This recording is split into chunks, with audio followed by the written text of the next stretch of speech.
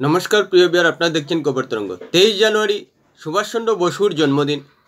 সারা ভারতবর্ষ ভারত মাতার বীর সন্তান এবং স্বাধীনতা সংগ্রামীর আপসহীন সৈনিক সুভাষচন্দ্র বসুকে এখনও শ্রদ্ধার সঙ্গে স্মরণ করেন। সেই হিসেবেই 23 জানুয়ারি সারা ভারতবর্ষ সুভাষচন্দ্র বসুকে শ্রদ্ধার সঙ্গে স্মরণ করছেন এবং ভারতবর্ষের সমস্ত রাজনৈতিক নেতা সুভাষচন্দ্র বসুকে শ্রদ্ধাঞ্জলি জানাচ্ছেন। সেই হিসেবেই ভারতের বিরোধী দলনেতা রাহুল গান্ধীও এক স্যান্ডেলে পোস্ট করে সুভাষচন্দ্র বসুকে শ্রদ্ধাঞ্জলি জানিয়েছেন। কিন্তু সেই শ্রদ্ধাঞ্জলি জানাতে গিয়েই তিনি জন্মদিবস 23 জানুয়ারি 1897 উল্লেখ করার সঙ্গে সঙ্গে মৃত্যু দিবস উল্লেখ করে বিতর্কিত সৃষ্টি করলেন। সেই মৃত্যু দিবস উল্লেখ করে 18 আগস্ট 1945 সাল উল্লেখ করেছেন, যা নিয়ে বিতর্ক সৃষ্টি হয়েছে এবং তা অবশ্যই বাঙালির ভাবাবেগে আঘাত লেগেছে বলেই মনে করা হচ্ছে।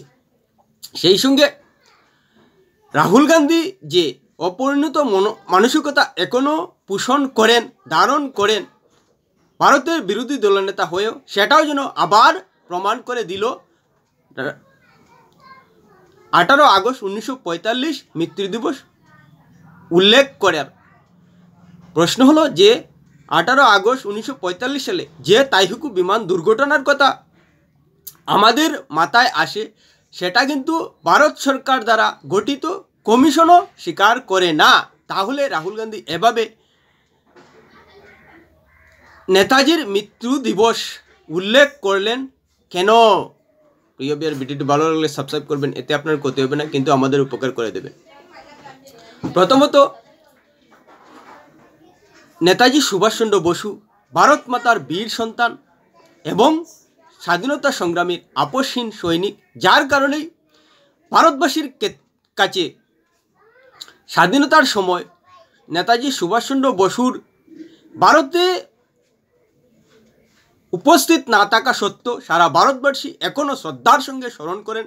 কারণ ভারতবাসী মানেন যে ভারতের প্রথম প্রধানমন্ত্রী নেতাজি সুভাষচন্দ্র বসু, কারণ তখন আজাদ হিন্দ সরকার গঠন হয়েছিল আর সেই সরকারকে বিশ্বের 6টি দেশ স্বীকৃতিও দিয়েছিল।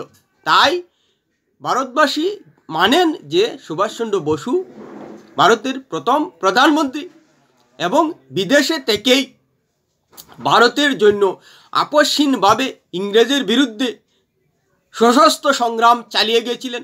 এমনকি ভারতের ভূমিতে জাতীয় পতাকা পর্যন্ত উত্তোলন করেছিলেন সুভাষচন্দ্র বসু। তাই কংগ্রেসে থাকা সত্ত্বেও সুভাষচন্দ্র বসু আপসহীনভাবে ইংরেজের বিরুদ্ধে লড়াই করে গিয়েছিলেন। আবার ইংরেজের চোখ পাকি দিয়ে বিদেশে চলে যাওয়ার পরও সুভাষচন্দ্র বসু ভারতের স্বাধীনতার জন্য ইংরেজের বিরুদ্ধে সশস্ত্র সংগ্রাম করেছিলেন। তাই সুভাষচন্দ্র বসু ভারতের জন্য যে নিবেদিত প্রাণ এবং ভারতের স্বাধীনতা সংগ্রামে যে আপসহীন ছিলেন, তা নিয়ে বিন্দুমাত্র দ্বিধা নেই ভারতবাসীর মধ্যে। সে বাঙালি বলুন আর যে কোনো ভারতীয় রাজ্যের নাগরিকদের ক্ষেত্রেই বলুন, সবাই মানেন যে সুভাষচন্দ্র বসু ভারতের স্বাধীনতার জন্য আপসহীন সংগ্রামী ছিলেন। তাই তার অবদানকে এখনও আলাদাভাবেই শ্রদ্ধাঞ্জলি দেন এবং শ্রদ্ধার সঙ্গে স্মরণ করেন। সেই হিসেবেই 23 জানুয়ারি সুভাষচন্দ্র বসুর জন্মদিন এখনও পালন করা হয়। যেহেতু মৃত্যুদিন সঠিক নেই সুভাষচন্দ্র বসুর, তাই সে নিয়ে ভারতবর্ষে কোনো ধরনের উদযাপনের বিষয় নেই। এখন প্রশ্ন হলো যে রাহুল গান্ধী এভাবে অপরিণত মানসিকতার পরিচয় দিলেন কেন? যেহেতু তিনি সাংবিধানিক একটি গুরুত্বপূর্ণ পদে রয়েছেন বিরোধী দলনেতা হিসেবে, তাহলে তো বলতে হয় যে কমিশন গঠন হয়েছিল প্রথম, তা কিন্তু কংগ্রেস সরকারের আমলে হয়েছিল। সেই কমিশনও কিন্তু স্বীকার করছে না যে তাইহুকুতে বিমান দুর্ঘটনা ঘটেছিল 18 আগস্ট। তাহলে রাহুল গান্ধী এভাবে 2025 সালে এসে মৃত্যু দিন উল্লেখ করলেন কেন? এটা তো রীতিমতো অবিবেচকের মতো কাজ, অর্বাচীন নেতার মতো কাজ। এটা কেন করেন? সেই সঙ্গে এটাও পরিষ্কার বলে দেওয়া যায় যে সুভাষচন্দ্র বসুকে নিয়ে বাঙালিদের মধ্যে একটা আলাদা আবেগ রয়েছে। সে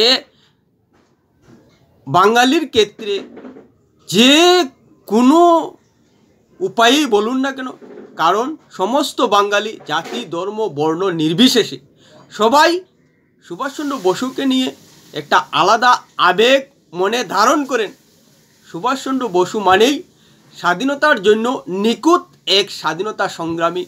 তার ভারতের জন্য যে স্বাধীনতা সংগ্রামের অবদান তা যে নিখুঁত, এতটুকু প্রশ্ন তোলার জায়গা নেই। ভারতের সংগ্রামের ক্ষেত্রে, ভারতের স্বাধীনতা সংগ্রামের ক্ষেত্রে সেটা নিশ্চিত। তাই সমস্ত বাঙালির মধ্যে সুভাষচন্দ্র বসুকে নিয়ে একটা আলাদা আবেগ রয়েছে, সেই আবেগ এখনও জারি রয়েছে। তাই সুভাষচন্দ্র বসুর জন্মদিন এলেই বাঙালির রক্ত টকবক করে ফুটে সুভাষচন্দ্র বসুর মতো। তারা নিজেদের জাতীয় বীর বলে সুভাষচন্দ্র বসুকে মনে করেন। আর বাঙালির সেই আবেগকেই আঘাত করলেন না তো রাহুল গান্ধী, কারণ সমস্ত বাঙালি এখনও মনে করেন যে সুভাষচন্দ্র বসুর মৃত্যু হয়নি বিমান দুর্ঘটনায়। এমনকি কিছু কিছু বাঙালি তো এখনও মনে করেন যে সুভাষচন্দ্র বসু এখনও জীবিত রয়েছেন, যদিও তার যা বর্তমানে বয়স রয়েছে সেই হিসেবে তিনি এখন জীবিত থাকার কথা নয়। কিন্তু বাঙালির সেই যে আবেগ বললাম, সেই আবেগের বশবর্তী হয়ে এখনও মনে করেন যে সুভাষচন্দ্র বসু জীবিত রয়েছেন। আর যেখানে কংগ্রেস সরকার দ্বারা গঠিত কমিশন বলছে যে 18 আগস্ট সুভাষচন্দ্র বসুর মৃত্যু হয়নি, তাহলে কি কমিশনের কথাকে অস্বীকার করছেন না রাহুল গান্ধী? আসলেই রাহুল গান্ধী এখনও অপরিণত মানসিকতার জন্য এভাবে সময়ে সময়ে এক একটা বিতর্ক সৃষ্টি করেন, যা তিনি বুঝতেই পারেন না। আর সুভাষচন্দ্র বসুর মৃত্যু দিন উল্লেখ করে তিনি সেই কাজটাই করলেন, আর কোনো যুক্তি কাজ করছে না। না হলে এভাবে বাঙালির আবেগে আঘাত দিয়ে তার মৃত্যু দিন উল্লেখ করতে না। যে বাঙালি এখনও সুভাষচন্দ্র বসুর মৃত্যু দিনকে স্বীকার করেন না, মানেন না এবং মানবেনও না। প্রিয় ভিউয়ার, ভিডিওটি ভালো লাগলে লাইক শেয়ার কমেন্ট করবে।